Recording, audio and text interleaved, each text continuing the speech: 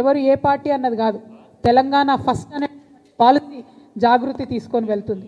తెలంగాణ ప్రాధాన్యతల కోసం, తెలంగాణ మంచి కోసం పనిచేసేవారు ఎవరైనా ఎక్కడున్నా ఏ పార్టీలో ఉన్నా వారి గొప్పతనం ఉంటే, వారి మంచి ఉంటే ఖచ్చితంగా వారి గురించి మనం మాట్లాడుకుంటాం. అందులో ఎటువంటి అనుమానం లేదు. ఇవాళ ముత్యాల సత్యనారాయణ గారు లాంటి ఉద్యమకారులు అనేక మంది తెలంగాణ రాష్ట్రం వచ్చిన తర్వాత కూడా 10 సంవత్సరాలుగా విస్మరణకు గురైనటువంటి మాట వాస్తవం, అత్యంత బాధాకరం. చాలా సందర్భాల్లో రవీంద్ర భారతిలో దగ్గరుండి ఆనాటి కల్చర్ డిపార్ట్మెంట్తోని దేశపతి శ్రీనివాస్ గారు నేను కలిసి అనేక మంది తెలంగాణ తేజోమూర్తుల చిత్రపటాలను కూడా పెట్టించడం జరిగింది.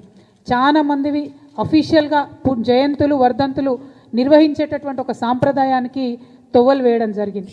కానీ ఇప్పటికి కూడా ఒక ఆడబిడ్డగా, ఒక ఉద్యమకారుడిగా నాకుండేటటువంటి బాధ ఏంటంటే ఇంకా కూడా ట్యాంక్ బండ్లో మన తెలంగాణ వాళ్ళ విగ్రహాలు లేవు. ఆంధ్ర వాళ్ళ విగ్రహాలు తీసేయమని నేను అంటలేను, అవసరం సమయం సందర్భం వచ్చినప్పుడు ఆ పని కూడా చేయొచ్చు. కానీ మన వాళ్ళ విగ్రహాలు అక్కడ ఉండాలి.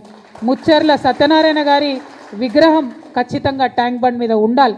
ఇటువంటి వారికి గౌరవం వచ్చినప్పుడే, ఇటువంటి వారికి గుర్తింపు వచ్చినప్పుడే రేపు పొద్దున జాగృతి యావరేజ్ ఏజ్ తీసుకుంటే 35 ఇయర్స్ కూడా ఉండదు.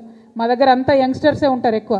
మరి వీరు ఇంకొక 60 ఏళ్ళు తెలంగాణ కోసం పనిచేసేటటువంటి వాళ్ళు కాబట్టి మా సంస్థకు ఇటువంటి యువతకు మరి స్ఫూర్తి రావాలంటే ఖచ్చితంగా ట్యాంక్ బండ్ మీద మన తెలంగాణ ఉద్యమకారుల విగ్రహాలు ఉండాలి. ముచ్చర్ల సత్యనారాయణ గారి విగ్రహం పెట్టాలని చెప్పి నేను ప్రభుత్వాన్ని డిమాండ్ చేస్తూ ఉన్నాను.